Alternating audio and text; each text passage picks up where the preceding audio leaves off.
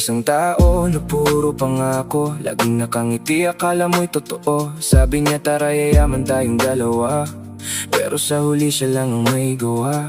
Pinangarap mo ang magandang bukas, hindi mo napansin ikaw ay naligaw. Lahat ng puhunan mo'y kanyang tinangay, habang siya'y nakangiti, ikaw na may naghihinagbis. Hindi lahat ng ginto ay tunay na kumikinang, minsan ang ngiti may lihim na nilalaman. Ang paldo at ang nauto, isa'y masaya, isa'y luhaan, habang ang isa'y nagbibilang ng pera.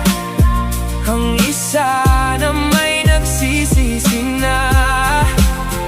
Ang paldo at ang nauto, yan ang kwentong paulit-ulit. Kaya bago magtiwala sa pangako, isipin mong mabuti bawat saglit. Yeah, hindi masama ang mangarap ng malaki, pero dapat may isip at pag-iingat lagi. Huwag padadala sa matatamis na salita, baka sa duli pagsisisi ang mapala. May aral sa bawat pagkakamali, bangon lang at huwag manatiling suwi. Ang tunay na tagumpay pinaghihirapan, hindi nakukuha sa madaling daan. Kung nadapa ka man, bumangon kang muli, huwag hayaang takot ang siyang maghari. Mas mahalaga ang dangal at tiwala kaysa perang galing sa panlilinlang. Ang paldo at ang nauto, isa'y masaya, isa'y luhaan, habang ang isa'y nagbibilang ng pera. Ang isa na may nagsisisi na.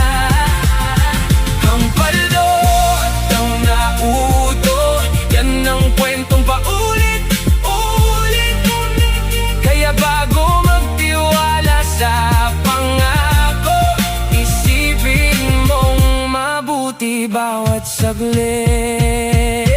Ang paldo at ang nauto, piliin mo kung sino ka. Huwag maging dahilan ng pagluha sa kapwa mong umaasa. Ang paldo at ang nauto, may wakas din ang kasakiman.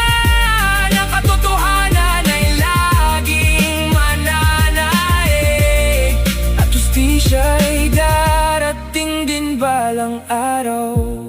Kaya bago sumugal sa pangako ng iba, kilalanin muna ang kanilang ginagawa.